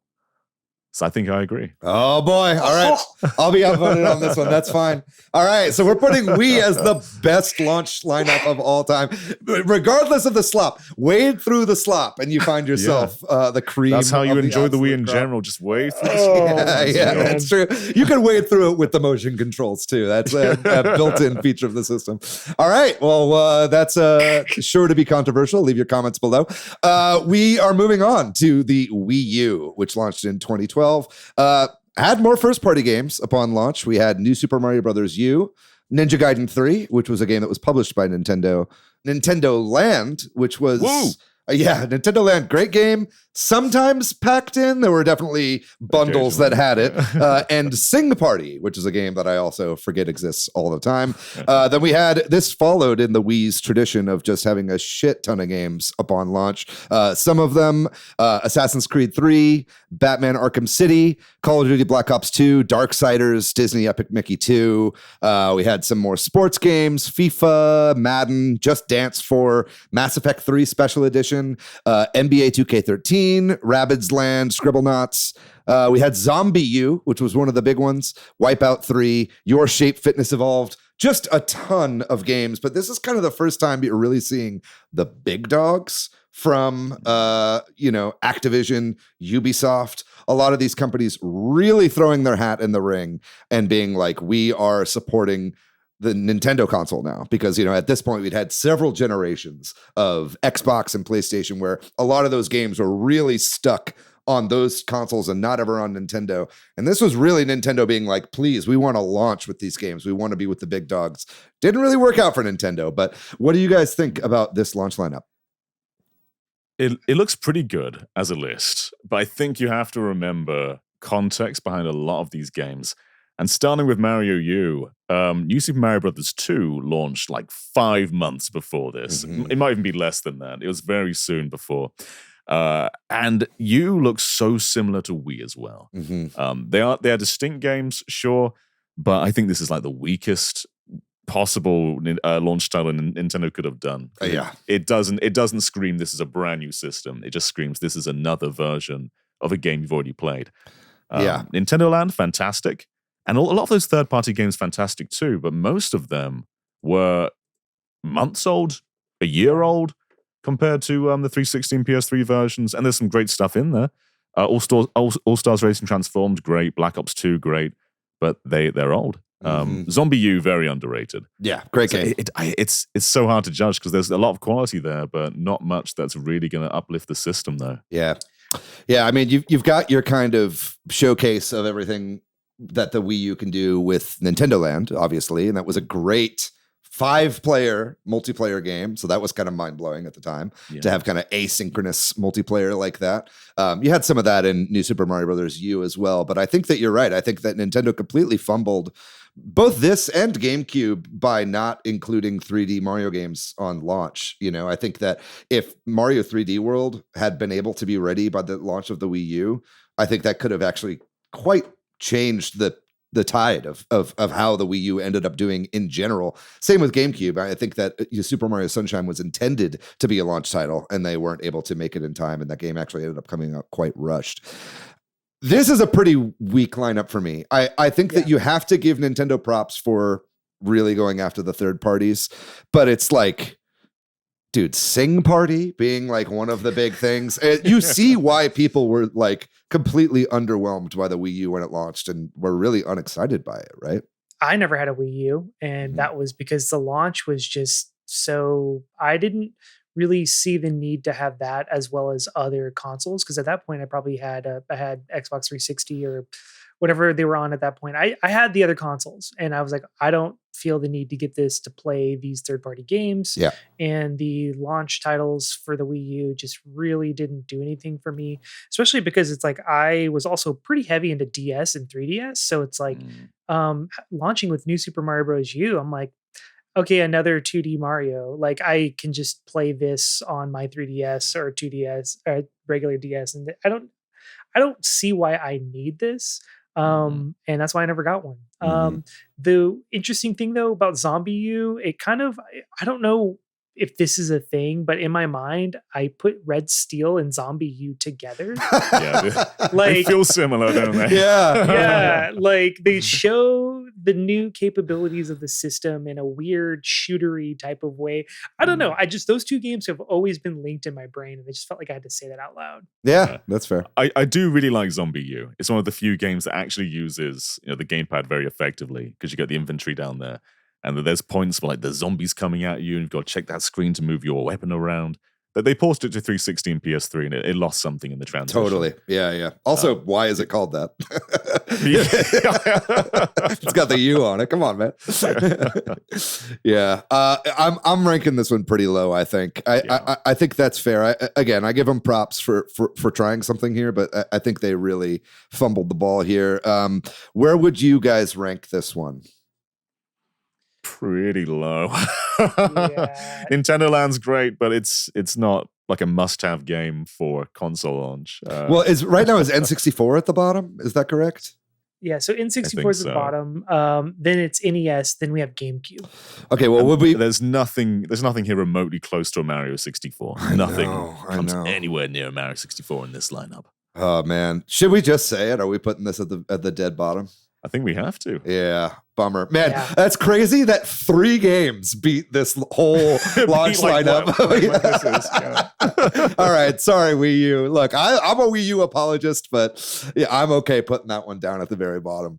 All right, let's move into more of the modern era here with the Switch launch lineup. This is looking pretty good to me. I think we had 3 first-party games. This was in 2017, obviously.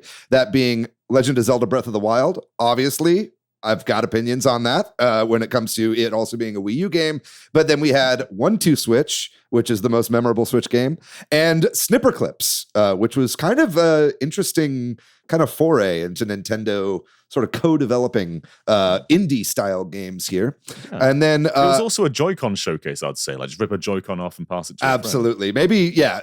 The main Joy-Con showcase other than 1-2 Switch, which you could barely even call a game.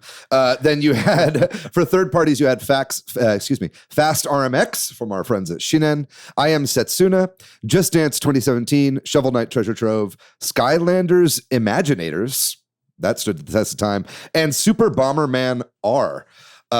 This was like a decently sparse launch lineup. I remember even when it came out, it was like, man, it's kind of slim pickings. And you didn't even really have too much in the eShop. I mean, this is including digital games here, right? So it was really a bit until we started getting more Switch games. I think that part of that has to be attributed to, I think this console, Nintendo wanted to have the lifespan of the Wii U be a lot longer than it ended up being. I think that they really got the Switch out there really, really quickly and didn't have a ton of time to develop first-party games. Or I guess they kind of had like a few months there at the beginning where you were getting your Splatoon 2s and your Smash Ultimates and all that kind of stuff and Mario Kart. But at launch, it was pretty slim pickings. What do you guys think about this? Well, that first year, there was like a game every month. It was like Mario Kart 8 was the next one, then ARMS and so on. But it also made every game kind of a spotlight because there were so few. It was like one big game a month. But it was at the point where Puyo Puyo Tetris got like mainstream attention because there weren't that many other things to play. Let's go. I quite I like looking back on that. Yeah, absolutely. But Breath of the Wild is kind of another Mario 64. It changed open worlds, and I think even though it was a Wii U game, it also sung what was so great about the Switch, which was you can just put the system down, take it anywhere, pick it up again. And having this giant world, which is so easy to pick up and play, was just the best showcase for that. So it was the perfect marriage of game and hardware, even though it originated on the Wii U. So right. this is even though you carry a Wii U tablet around with you as you're playing. Yeah. But I think this is one of the most important launch titles, and without Breath of the Wild, the Switch wouldn't be the Switch. Mm-hmm. Totally. I think the one thing I'd be remiss to not talk about is the death of the virtual console on the Switch. So I mean, at least Wii U, whenever that launched, you still had virtual console access and games from there. So you just had a large library to pick from. Coming into the Switch, you don't have that. The eShop's pretty sparse. So for me, yeah, Breath of the Wild was super attractive. I really wanted to get a Switch just to play Breath of the Wild, which makes it a great launch title. But knowing that they killed access to all of these games that I want to pay you to play kind of was a little bit of a damper. Yeah. And it wasn't for another year or so that Nintendo Switch Online NES came out, right? Like it was actually a bit before we got that. And then it was only NES too, which really felt like... It took another year to get Super Nintendo after that. Yeah, exactly. Like now we look at the Nintendo Classics library and we're like, wow, this is a great deal. And it's awesome to have all these games in your console. Like Switch 2 is launching with what I think everybody hoped Switch 1 would launch with when it comes to like classic games. But it was like, it was a trickle, man. It's kind of like the same, I'm getting... whenever people talk about how crappy Nintendo music is, it's like, it's just giving me flashbacks to when we were getting one NES game like every couple of weeks. That was rough. But I mean, this, you could kind of feasibly get most of these games on launch. A lot of them were kind of cheaper too. 1-2 Switch. Well, I guess it was $50. That definitely should have been a pack-in. I think that kind of hurts this launch lineup a little bit that wasn't a pack-in. But like you said, Breath of the Wild was ostensibly the only game that most people had for their Switch for quite a while. And you could get away with it. People had Fast RMX as well. That's true. I was a big Fast fan. I'm a big Shinen head. But I think that Breath of the Wild really carries the Switch launch 2 on its shoulders, even though I played that game on Wii U. On the launch of the Switch, I did not buy a Switch on day one. I actually did go to the midnight launch and I saw everybody getting their Switches, but I walked out of that Walmart at midnight with a copy of Breath of the Wild for Wii U. And and I enjoyed it. I put, 150 hours into it or whatever. It's the only game I played like so religiously for a really long time, but I know that was a lot of people's experience as well. Where would you guys rank this one if you had to? And you do have to, because that's what this episode is. Ahead of Wii U. Because Breath of the Wild is bigger than anything else there, and it's the first time in a while where you feel like a hardware jump because it's a handheld, it's a tablet. You know, you're able to play like Fast RMX. It was the most beautiful racing game on a portable ever at that point, and there was a big wow factor. Like nowadays, people scream about the Switch being weak, but at that launch time, it's like, whoa, this is like console quality in the palm of my hands, and Breath of the Wild and Fast RMX really showed that. So it's hard to judge because there's very few games there, but some very powerful games there. Definitely better than N64. So it's like better than Wii U, better than N64. Because I mean, personally, Breath of the Wild I think is better than Super Mario 64. So yeah, I mean, do we put this over NES? That's the question. That is the question. I would say, yeah. I think Breath of the Wild probably, especially in the social climate where you can share clips and everything, made more of a splash. Yeah, I have to agree. Okay, that's funny because it basically has an NES game with Shovel Knight Treasure Trove, like a modern NES game. Okay, I'm okay with that. Then it would be what? What's after that, Jordan? Is that GameCube? I'm gonna put it on. I'm putting it under GameCube. Okay. Under GameCube. Okay, I am because if we're I'm putting it under GameCube. Yeah, Switch didn't have Monkey Ball. That's true. Wow. Okay. All right. That's it. It doesn't really matter what I think. That's going right there. All right. Sounds good to me. All right. Let's move on to our final one here. That being the upcoming launch of the Switch 2. We've got 3 first party games coming out, if you could call some of that's kind of stretching the definition of it here a little bit. But we've obviously got Mario Kart World, that being the big main launch title, which they've already even said was originally supposed to be a Switch 1 game. And like I was saying before, with Breath of the Wild not really being, in my mind, like a full launch game for that system, these Nintendo Switch 2 editions are even less, right? Like these are straight up just like slight expansions. So them kind of touting them as first party, launch titles that's not really completely fair to say. And then obviously you've got Nintendo Switch Welcome Tour, which might be the most controversial Nintendo launch title of all time. That is a game that fortunately is only retailing for $10, but everybody agrees should have been a pack-in game. Then we've got a lot of third-party games that are coming out, and this is kind of, to me, the final form of what the Wii U was trying to do with its launch title here, or its launch lineup here. Those games are Arcade Archives 2, Ridge Racer, Bravely Default Flying Fairy HD Remaster, Civilization 7, Cyberpunk 2077, Deltarune, Chapters 3 and 4, Fast Fusion, from our friends at Shin'en once again, Fortnite, Kunitsugami Path of the Goddess, Hitman World of Assassination, Hogwarts Legacy, Nobunaga's Ambition, Awakening Complete Edition, that's one game.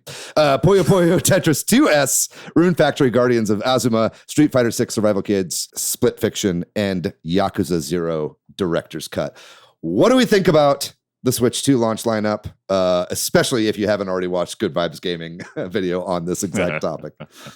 Well, that was Brandon and Daniel anyway, so here's some brand new thoughts, I guess. Perfect.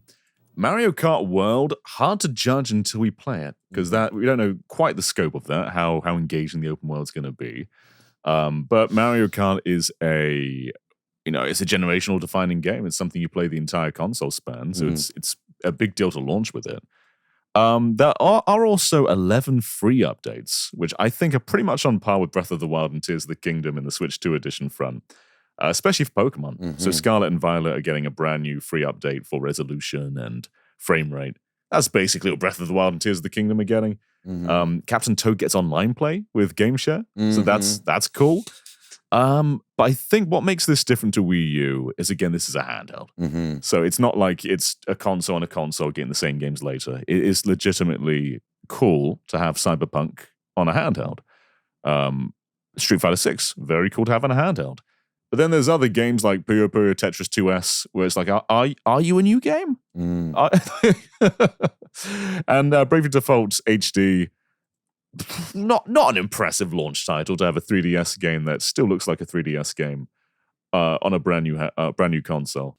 Yeah, I agree with you on that, and I think that we definitely shouldn't forget that it's getting every Switch game as well, right? Which is an enormous library. And I mean, obviously, there are older Nintendo consoles that were backwards compatible as well, but I think the difference here being all of your digital games transfer over. So it's like when you start the console up, you could just go in and straight up have however many games you bought digitally on the Switch, right? So I mean, on Wii U, if you wanted to move your stuff over, you had to like pay a price or whatever to get your virtual console games moved over. So that was kind of an obnoxious hurdle that you had to jump through. What do you think about this, Jordan? Yeah, I think this is a relatively solid lineup. Personally, I'm excited because there's some games on here that, though they are slightly old, I have never played. Like, I never played a Yakuza game. Very stoked to play that. It's cool to see, like Split Fiction is only a few months old. To kind of get that day and date is like really nice.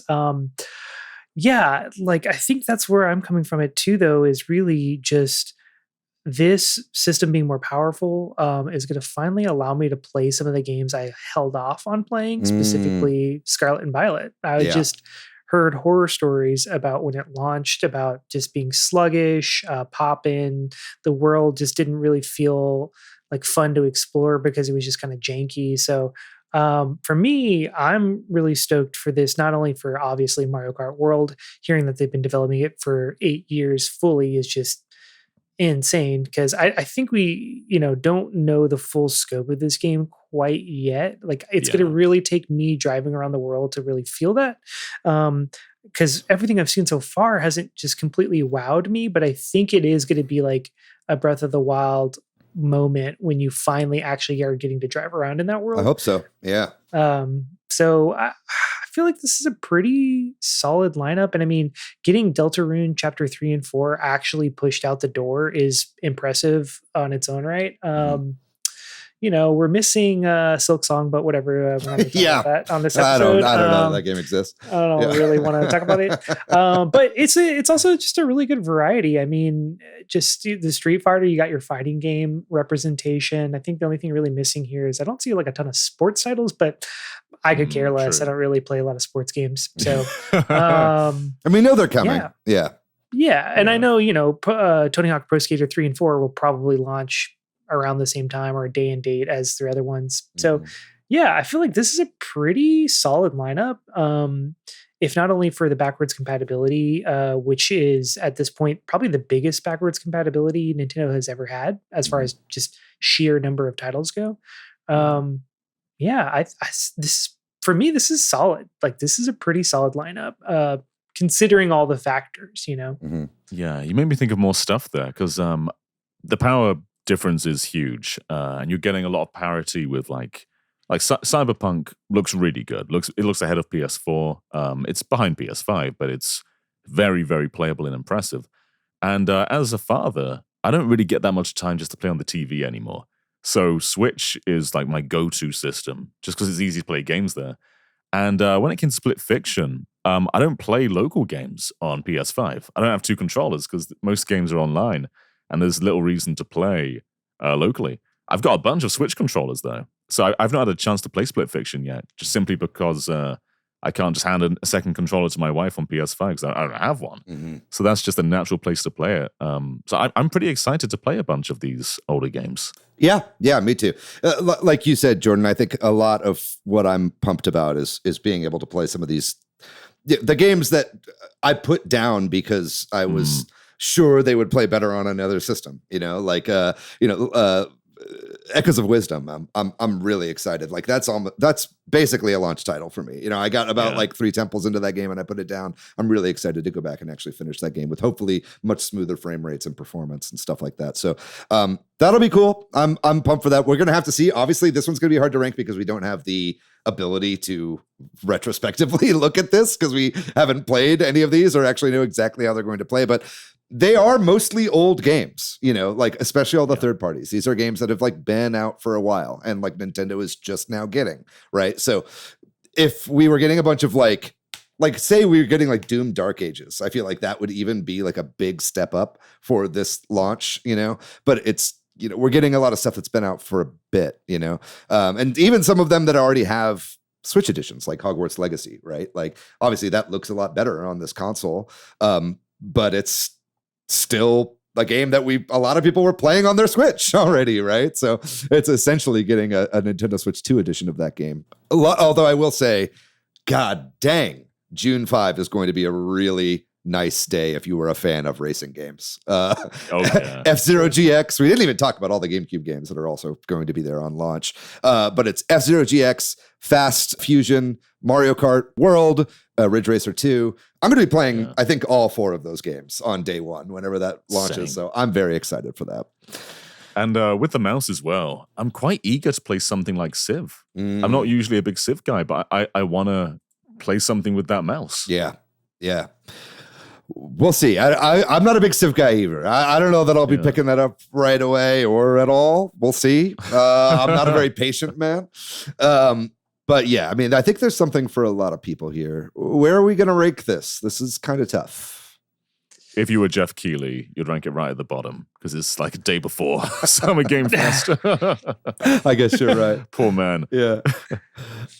Jordan, what about you? Where would you put this? Okay, let's go. So, let's just go over the rankings right now as it stands, right? So we got Wii, Super Nintendo, GameCube, Switch 1, NES, Nintendo 64, and the Wii U at dead last. So I'll go, I think this, all factors combined, I do think this is better than the Wii U, better than the N64 by a mile, better than the NES. I would say this is probably better than the original Switch. If only for the fact, like, when we came to the Switch, we lost the Virtual Console, we lost access to all these games. So I think it's like one above that. Then that's where it comes in tricky. I don't know if I rank this above GameCube or not, and that's where I'll stop and pass it to y'all, unless y'all have any different opinions along the way. When you're listing all of those, I wasn't sure if it's ranked ahead of Switch 1, in my opinion. And it's not a huge gulf. I think Switch 1 with Breath of the Wild was just such a huge statement. And I don't know if Mario Kart World is that statement. I think it's going to be a great game. I think people are going to love it. But I don't think it's going to be like, whoa, this changes everything, like Breath of the Wild did. So I kind of feel Switch 2 might be just below Switch 1. I think I have to agree with you there. I'm excited for this launch lineup because there's a lot, right? I think like this has, I think, a lot of quantity, obviously, but it also does have quality. I think a lot of the third-party games are really good showcases for this thing, like Hitman: World of Assassination. Like, I haven't played that game, you know, so and I've heard it's great. And so it's like, does that have the roguelike version of the game like in it as well? That I don't know exactly what that game is. I'm actually confused about that. My understanding is it's like everything from the last Hitman game, like the most recent trilogy or whatever. Yeah, like all in one. They kind of like put it under one umbrella. Gotcha. So whether it includes a roguelike mode, I'm not sure, but I would be surprised if it didn't. I'm also kind of really excited for Fortnite, to be honest, because Fortnite on Switch is almost unplayable. I do not like playing that on Switch, but I also like don't want to play Fortnite without gyro controls. So I'm like excited to actually. You'll get mouse controls now too. That's true. That's true. Yeah. So I don't know. I'm going to put this under Switch. I think you guys are right on that one. Which I think then finishes out our list. Jordan, would you like to read out our list for us then? Yes. So the full objective ranking of all Nintendo home console launch titles is number 1, the Wii, Super Nintendo, GameCube, and then we have the Nintendo Switch, and then we have the Nintendo Switch 2, we have the Nintendo Entertainment System, and Nintendo 64, and then dead last, the Wii U. We barely knew ye. So we top with the Wii and with the Wii U. Yeah, we love a Wii Oreo. A little sandwich. That's it, gang. Well, that is our official list. What do you guys think about the rankings of Nintendo launch lineups? Please make sure you let us know in the comments of this YouTube video or anywhere else, honestly. We'd love to hear from you anywhere. We'll shout you out next episode. But that's going to do it for our main topic. We're going to take a small break, and when we come back, we're going to be talking about the games we've been playing recently. I have been playing a couple games that I was playing last week. I'm still playing Capcom Fighting Game Collection 2, mostly Power Stone. I started playing that game online, and I'm having quite a bit of fun playing against random people online. So that's a super fun game. I really recommend getting that. I've been playing that on my Steam Deck. Also, Indiana Jones. I was having some trouble with Indiana Jones last week when I was playing. I think I've gotten over that hump, and I'm now like fully in the groove of that game. I've made it to Cairo, or I'm in Giza with the pyramids and everything in the Sphinx section of that game. So I'm really enjoying that. But one of the games I definitely want to talk about that I've been playing has been Fitness Boxing Fist of the North Star. That's right. Oh, nice. Your boy is back on a fitness kick. I'm trying to at least a little bit work out a little bit more these days. So now I've got that game that I'm doing at least like a couple times a week, and then kind of taking more walks or going on little runs and lifting weights and stuff. So this is part of my I still don't like going to the fucking gym era of David trying to work out again. This was like $6 or something when it recently on sale. And so I picked it up then. I was going to get the Hatsune Miku one, but this one's still fun. I'm having a good time with it. So I don't know if you guys have played any of the fitness boxing games, but I really enjoy that quite a bit. And then last thing I want to shout out is a PlayStation game that I was like reminded of when I was playing through Astrobot, which is Devil Dice.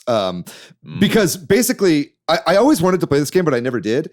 And then Interesting Cube, I believe, is another game that was on the PlayStation. I get those two games confused. And that has representation in Astrobot. And I was like, oh, yeah, it's that game I always wanted to play. And then I downloaded Interesting Cube. And I'm like, wait, this isn't what I thought it was going to be. And I realized what I wanted was Devil Dice all along. I have now become completely addicted to this game. It is so addicting. It's kind of like, I don't know how you would even really describe it. You play this like little demon that like rolls around on these dice, and you have to connect face-up numbers of the number of dice that are on a game board. And, you know, there's like puzzle versions in it, and there's also like an endless mode, which is super fun to play. But yeah, I shout out to the PlayStation 1 game Devil Dice. It has become my new obsession, and I can't wait to play more of it, honestly. It's the hardest game to explain the genre. Yeah, it really is. It is a lot of fun, though. Fortunately, we got our video working now, so if you're watching the YouTube version, you could watch a little bit of the gameplay of Devil Dice to explain it there. But Jordan, what about you? What have you been playing this week? Yeah, so in the preparation for Switch 2, I've kind of stopped playing Switch. Mm-hmm. So, but I also recently got a PS5 that I had traded someone for. So I got a 1 month of the premium subscription. I can't remember whatever it's called. And so I was like, okay, I'm going to try Blueprints and Last of Us Part 1. So those are the two games I've been playing.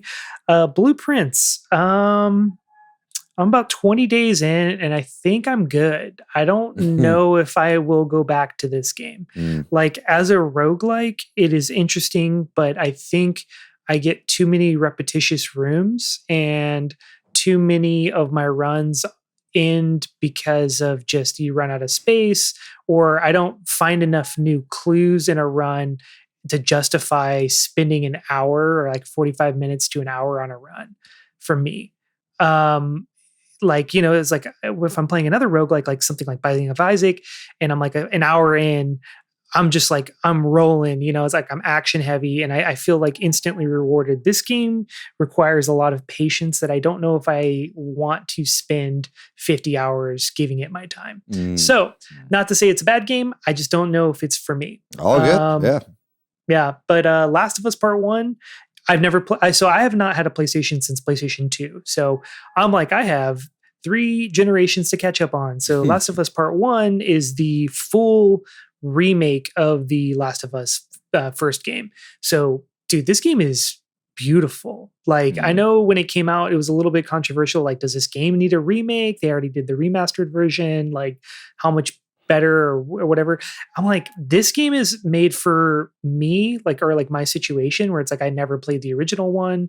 The TV show's out. I want to watch the TV show, but I want to have played the game as well. But the technology in this game is just insane. It's so gorgeous. The effects are incredible. The lighting is beautiful. So it's like once you introduce that into a game that already has a really solid story and just like very brutal. I didn't realize how brutal these games were. Makes me feel bad, man. Yeah. Apparently, part 2 only doubles down on that, as I've heard. But those are pretty amazing games. I'm glad you're enjoying the remake of that game. John, what about you? I've gone back to Grand Theft Auto 4. Which I haven't played since it was, since like the first year it came out. And back then, I liked it, but there was something about it that I never quite clicked in the way that a lot of other people seem to. Divorced by about 15 years or whatever now it's been. Probably more than that now, 20 years. Was this 2008? Yes, I think so. Yeah, like 16 years, something like that. Yeah. I've got the trailer that I've got up right now. Went on to YouTube 18 years ago. So, well, damn. Didn't even know YouTube was around that long ago. But my opinion's taken a total 180. I love this game now. I think Nico is like the best protagonist in the series, and there's a lot of stuff that went over my head originally. I didn't realize how physics heavy 4 is. There's so many cool little things you can do. Cars use their blinkers to turn. I said, like, does GTA 5 do that? So boot it up. But GTA 5 doesn't do that. Wow. Cars aren't indicating where they go. They do in 4. Yeah. It's just crazy ambitious. And I think I respect it a lot more now than I ever did. I'm having a lot of fun. coming back. Very cool. Very cool. Yeah, I'm getting a little excited for Grand Theft Auto 6 as well. I also now have, I keep copying you with PS5, Jordan, but I ended up buying that PS5 from my friend Jeremy. Wow, so really now funny. I've got a PS5 and I've played the one game that I wanted to play. So basically, because I played through Astrobot when I borrowed the PS5 from him. So now we'll have to see if I actually play any other games before GTA 6 comes out, or maybe I just have this as an HD Blu-ray player. What HD 4K Blu-ray player? I'm going to stop talking. Anyway, that's going to do it for today's episode. Thank you so much, John, for joining us on this episode about ranking Nintendo launch lineups. It was such a blast. We'd love to have you back anytime, obviously. Thank you very much to MilkyWay.co for doing our website. Thanks to Corduroy for doing our music. Thanks to all of our patrons on Patreon. If you'd like to find me online, I'm pretty much ever on the internet at Monolith Fiji. You can find me online at Bordan. And what about you, John? Where can people find you online? You can find me in most places at JonComs. I'm on Blue Sky, john.gvg.io, and then just GVG on YouTube. Yeah, that's right. Yeah, definitely check out GVG, Good Vibes Gaming. One of the best gaming YouTube channels out there, if I'm being honest. I'm not just saying that because you're sitting here with us, but I love y'all's attitude, and I love the variety of content that you guys put out. So make sure you do check out Good Vibes Gaming over there on YouTube. Do you guys call it GVG now, or do you call it Good Vibes Gaming? What do you go with? It stands for Good Vibes Gaming, Yeah. but we're calling it GVG. Very good. I think GVG. it just sounds a bit more inviting as a game channel. Look, I'm trying to be as consistent with your branding as possible, John. So I will do whatever you ask. That's going to do it for this episode. Like I said, make sure you tune in next week because we got a very special episode coming out the day before the Switch 2 comes out. We're going to have a very special guest on that one as well. Ooh, who could that be? You're going to have to tune in and find out. But in the meantime, there's a bunch of stuff that I didn't say, so I'm going to do that right now. If you'd like to find our show on social media, we are at Switch Headz on Blue Sky and Twitter, at Super Switch Headz on Instagram, Facebook, and TikTok. We have a website, switchheads.com, and we have a Discord, a Patreon, and a Facebook group. We'll have links to all three of those in the description of this episode. Whether you're watching us on YouTube or you're listening to us on Apple or Spotify, be sure to leave a comment and a like and subscribe on YouTube, subscribe to us on all those platforms, and share the podcast with a friend. That's going to do it. With all that out of the way, you guys know the drill. Be safe out there. Be kind to yourself. Be kind to one another. Release your own console and see how it stacks up against the Nintendo launch lineups. Yeah. That's my call to action. We believe you can do it. We're talking to you, Apple computers. All right. That's going to do it. We love you guys very much. We'll see you next week. Bye-bye.